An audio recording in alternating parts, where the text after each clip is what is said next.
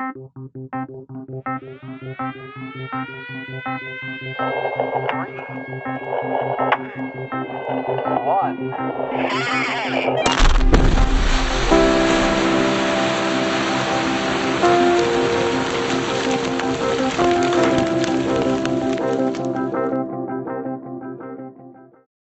this is the Blast Report podcast on all things blasting.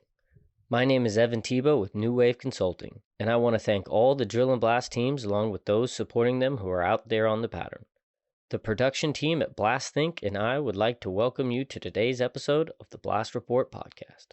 This episode is brought to you by PNEU WAVE Consulting, where we bring innovation to industry. Our goal is bridging the gap between those who create technology and those who are in the field every day looking for improvements in safety, productivity, and reduced environmental impact. Our goal is to help customers with training, audits, and blast design to get the job done right. We do this by joining your team to achieve your goals. Contact us today at newwave.com. So welcome. Thank you for coming and being a guest on the Blast Report podcast. Thank you, Evan. I've been meaning to get you on a guest for a while now, and I guess kind of had a few questions here, and I've heard your origin story for quite a few times while we do Tennessee state level blasters training. And I'd like to start out with your origin story and then pick your brain about some other questions. But I know you've explained to me that you're the son of a blaster and a miner. And so could you go into a little bit of your family history of why Mick Fritz is working with explosives and how he's traveled around the world? Sure. I'm a grandson of a blaster. In fact, my grandfather in 1915 started the mines. He was 13 years old. And of course, at that time, in 1915, the poor kids did not go to high school. When they got out of the 8th grade at 13, they went to work. And so when he went to the mines looking for a job, they asked if anybody in the line of people would work with explosives, and he put his hand up, not having any idea at all about it, but he would do it. And I remember him telling me later, it's interesting, he said we used coarse black powder in the soft coal, and we used fine black powder in the hard coal. And of course, he didn't know why he did that, but we would, of course, the higher density and do that. Well, then in 1942, my great uncle, which was his brother, worked at the Ennis Coal Company, and he worked on a powder crew with these horizontal holes, and there were 4 of them shoving LOX back in the hole, and it blew out and killed all 4 of them. Killed my great uncle. Wow. In 1942. Well, then in 1948, my father, he came back from the What's LOX? LOX is liquid oxygen, and it was made at the mine. It was invented in France, and it was an extremely high volatile explosive. It was very good. Only thing was it was volatile, not like nitroglycerin, but it did tend to volunteer, and a number of people were killed using it. And so probably by the 1950s, they discontinued using LOX in the mines. And this was in Alabama? This was in Indiana. Okay. It was in the Ennis Coal Company, and they had their own LOX factory. LOX, when you made it, liquid oxygen, one of the big stories in the community was you could go in there and put something in the LOX and then drop it, and it would shatter because it instantly freeze it. And one of the giggle stories was taking a snake and putting it in the LOX and then dropping it on the pave, and it just shattered it. And so that's the way. And it was so sensitive to handle, yeah, and dangerous to handle. So then, when my dad came back from World War II, 1948, he went to work in the mines, and he worked with it was kind of the powder crews were usually the beginning level. Interesting enough, here you got a very hazardous, dangerous material. But people didn't want to work with dangerous, hazardous material, so as soon as they could get a different job, they got out of it. Which it's actually still, explosives is still kind of considered an entry-level job at certain very large mining companies. Right, the new guy. So in 1970, when I came home from Vietnam, Dad said, "What do you want to do?" I said, "I didn't know what I wanted to do." And he said, "Get in the pickup truck." He takes me to Merle Guthrie's house, which was the superintendent, and says, "Merle, I'd still like to have a job." He said, stand and show up Monday and go to work. Well, that's illegal today, but back then that was called nepotism, and most of the guys at the mine were the second, third generation miners, as I was a third generation miner. And so my grandfather, so then I started out as like a supply clerk, and then they wanted me to take a third shift drilling and blasting job. The union guys made $1,400 a month, and the company guys made $700 a month. So union guys wouldn't take company jobs, wasn't no money in it. I was making about $400 a month as a supply clerk, so $700 was an increase for me. So I said, yeah, I'll go do it, not having a clue what I was getting into. Now, my grandfather said, don't do it. Don't do it. Said the explosives are dangerous, they're hazardous, you shouldn't do that. And I tried to explain to him, no, they're not that bad, Grandpa. It'll work just fine. Not like they used to be. I had no idea how I was defending it because I didn't know what I was talking about.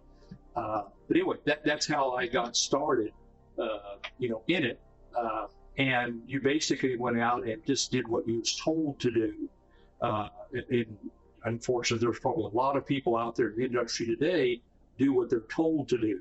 Right. Not doing what they should or know to do. They just do what they're told to do. And I remember being that, and I actually went through third shift, got promoted to second shift, and the new third shift foreman came out and said, why are you doing this? And I was embarrassed because I didn't know why I was doing this. He was asking me why was I putting this explosives in this hole, and I didn't know why. And that embarrassment made me go to the point of saying, I need to know why we're putting the booster where we're putting it and why we're putting product where it's at. I had no clue what a powder factor was. I had no idea, what was where. And so that was kind of the beginning. And so in the mines, production was by far more important than anything else. I mean, vibration control, this is back in the 70s. Safety was not even close, right? We weren't close. You're right. It was an interesting little side story here. It was interesting. We used all detonating cord. And then they came up and said, well, you're within so many thousand feet of a house, you can only, according to law, you can only shoot so many pounds per delay, Well, when we're shooting all detonating cord and 3,000 pounds in a 16-inch foot borehole, we'd shoot like 10 holes at one time. Well, I mean, all right, so we said, okay, so we got to make sure that every hole goes off individually, not all together with detonating cord.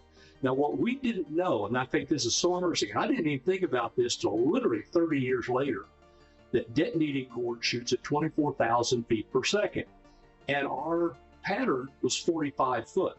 So the piece of detonating cord that traveled from the collar of this hole to the next collar of the hole, it took 2 milliseconds to get there, but we assumed it instant. And then it goes down that borehole, which is 100 foot deep. So that's another 4 milliseconds. So it was 6 milliseconds between it, but we didn't know that. We were saying, and everybody else was saying, we were shooting it instantly. Okay, so then they said, no, you got to use electric caps. Well, guess what? We introduced inaccuracy because the detonating cord was very accurate. Okay, so we put the electric caps in there, and people complained.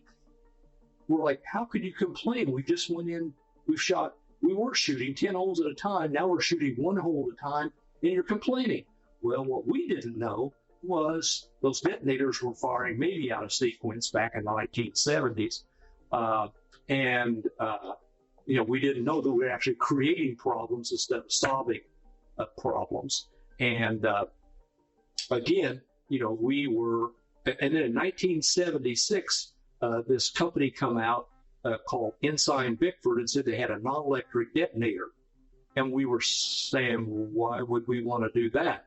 And they said, well, you got this electric. Everything was electric at the mine. The power cables, everything was electric.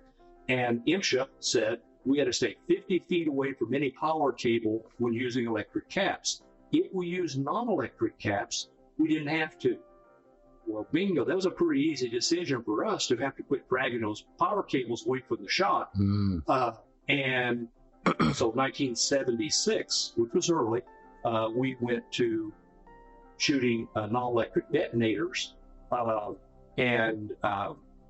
and it made it a much better. Now, also what we didn't know was by shooting the shooting like the 42s down the face, this hole, you basically ensured yourself not shooting out of sequence. When electric caps were introduced and you had 10 holes out there, every hole had a different delay in it. And we learned how to use sequential timers and slave boards and all that stuff back in the Midwest, to that. So, that was so. Now, this is all after you got back from Vietnam? Yes, it is. Yeah. I mean, the little side story in Vietnam was when I was in Vietnam, I was with the United States Marine Corps, and we was on Oklahoma Hills. Our job was to find the 131st Infant Viet Cong. Viet Cong, and we did, and destroyed their base, and then we had to blow up their bunkers. And the engineers came up, and of course I was a private first class, so they handed me like 3 sticks of C4 with fuse, said go in that bunker, put it in there, light it, run out, holler, fire in a hole, I'm gonna blow the bunker up. And I didn't know why, but I said, where do you want me to put it at? And they said, it doesn't matter. So there's one of those deals where if you got enough explosives, it doesn't matter. Yeah. You blow the bunker up. So actually, my first time to actually touch and use explosives was 1969 up in the jungles of Vietnam. Had no application at all to the mining side of it. And so, again, come back, got in the mines, and went through some interesting times because there was things that we did that I can look back on now and realize what we were doing wasn't right, or things that we did that was right. And one example was when we were blasting and the homeowners were complaining, and so corporate called down and said, okay, we were shooting 30 holes in a shot, and they said cut it down to 10 holes at a time. And for no reason other than we want to make the homeowners happy. So we shot 3 shots of 10 holes each. Okay, so then the homeowner said that isn't any better, which it wasn't, and we want you to go further. So corporate called down and said, shoot 3 holes at a time. Man. Okay, so we shot 3 holes at a time. And what size borehole are we kind of talking here? We're talking 9 7/8. And what depth? Shooting 80 feet holes. 80 Just feet holes. 3 at a time. Shooting 3 holes at a time. Okay, so then we, of course, as we do now, we were probably damaging adjacent holes, by doing that. And so when we went to the 3 at a time, it really ticked off the neighbors, because now we're shooting 10 times a day, And guess what? What we found out was we were getting as much vibration on the 3 holes as we were back on the 30 holes. Okay, so this little story. We had the south end, and we were going to shoot a reclamation shot, and because the pit was done. And so you start at the beginning, and you progressively make the shot more shallow as you go backwards to give you a slope, a 3-to-1 slope for your final reclamation. So we'd done that. We had 127 holes down there, and everybody was saying, "Oh my God, this is going to take 3 holes at a time, all year, 127 holes. Oh my God, that's going to be forever." And Hob Boyles was my foreman. I was at that time now the senior drilling and blasting foreman. And I said, "Hob, let's hook it up and shoot the whole thing at once." And he stopped and he said, "You can't do that." And I said, No, we can do that. We're just not supposed to do that." And he said, "Oh my God." Well, the other problem we had was the homeowners had got smart enough that they'd got machines where they could listen to our conversations, scanners, radio scanners. So I told Hob, I said, "Okay, we're going to shoot this south end with radio silence. Nobody talks." Because it was so far away from the homes. Yeah. Oh, yeah, we were, miles on the other side of the mine. The other thing, it was probably, seems to me like it was like 4,000 feet, something like that. Maybe not a full mile, but it's a long way away. We also had agreed that we wouldn't shoot until school was out. So we were never allowed to shoot until after 3 o'clock. I told Hob, I said, "We're going to shoot this at 12 o'clock in the afternoon." And again, Hob said to me, "We can't do that." And I said, No, we can do this. We're just not supposed to do this." And everybody was big-eyed and like, "Oh my God, I can't believe we're going to do this." So we hooked up all 127 holes, radio silence, everybody ready, put off the shot. Now, when we shot, the homeowners, what they did is they had a phone tree, they called it, and if anybody knew we put off a shot, they called all their neighbors so all their neighbors could call. And what that did was the more phone calls made the corporate understand how bad the shot was. When the shot had nothing to do with good, bad, or indifferent, you just number of phone calls made.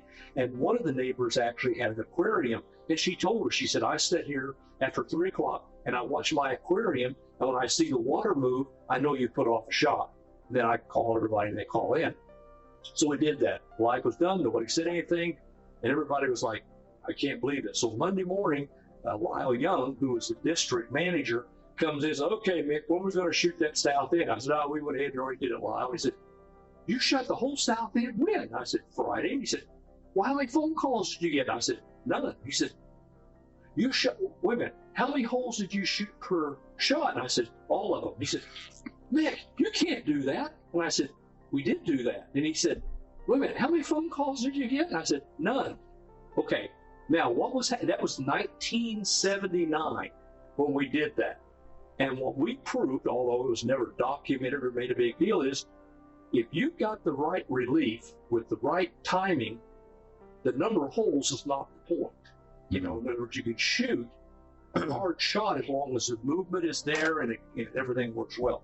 So, you know, we did that. Now, I went on after that. And without getting fired.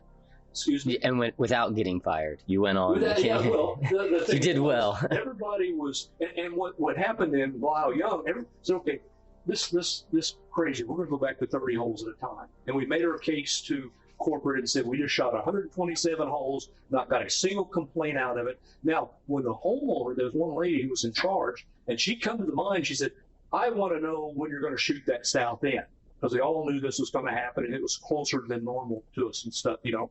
And they said, well, Mrs. Jones, we already did. She said, when did you shoot this? She was aggravated. We said, Friday. She said, how come you didn't tell us? And we thought, didn't know we were supposed to, you know. She was absolutely livid because we had done this.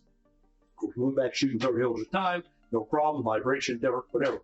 But we learned, you know, real life, you know, what happened. What the complaints were coming in from, and the truth behind it is, it was a vendetta. So yeah, I mean, that happens. I mean, it gets to the point where people just, you know, but and of course I left the mines and went to work for Ensign Bickford and went to Pennsylvania. And AMAX asked me to stay, not to leave. They offered me a district drill blast job if I would stay. And I just did not want to be any longer in the coal industry. I was certain time to move on. Mm-hmm. And then went to Pennsylvania and found it to be an extremely invigorating and enjoyable job going out and work with the blasters. And then, of course, in different types of applications, because you went from only being in coal to many other applications. Different applications. There was a guy named Bud Finn, and he worked for Kesco. And he taught me all about underground mining. I knew nothing about underground mining.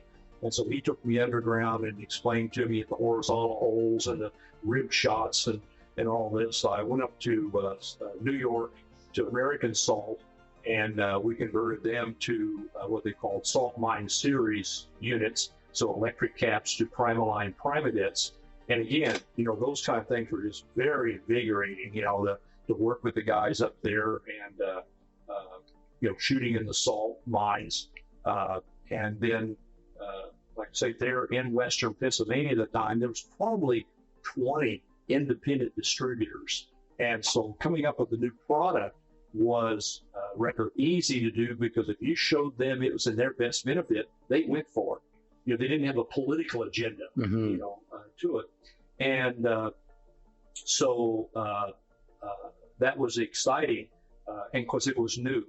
It was a new thing to do that. Now, at the same time, and I've used the phrase that Pennsylvania was like a Wild West at the time, because there wasn't the regulatory oversight there that there is today.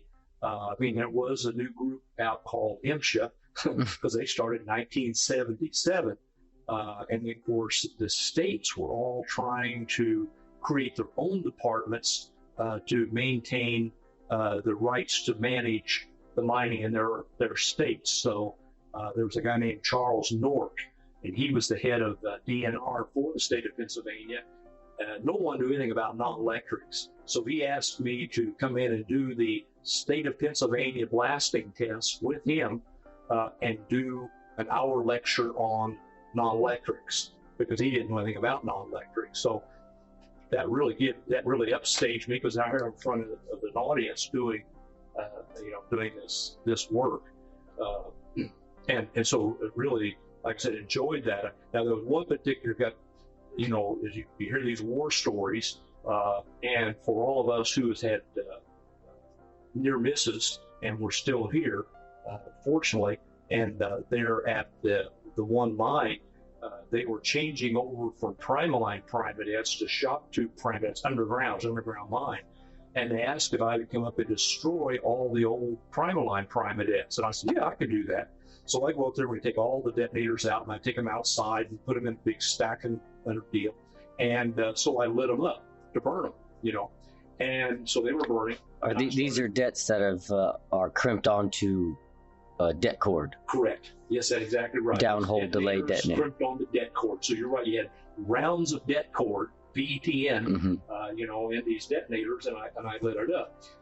And so I started to walk away, and one of the boxes fell off of the pile, and I hesitated. I thought, I'll go put it back on the fire. And I thought, no, they say don't go back to explosives that are burning. So I said, that's right.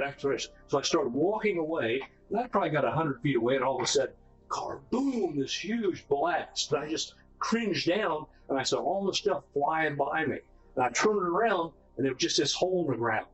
Whoa. And it was like, oh, God, I just literally, 3 or 4 minutes earlier, I was getting ready to go walk over there to put those explosives back on that shot. And one of the things that blew by me was a glob of molten shock tube that it had melted into a glob. And I took that glob of molten, and I put it on my desk. And every desk I've ever had since then has that glob on that desk to say, okay, obey the rules, no shortcuts. That's what you've got to do.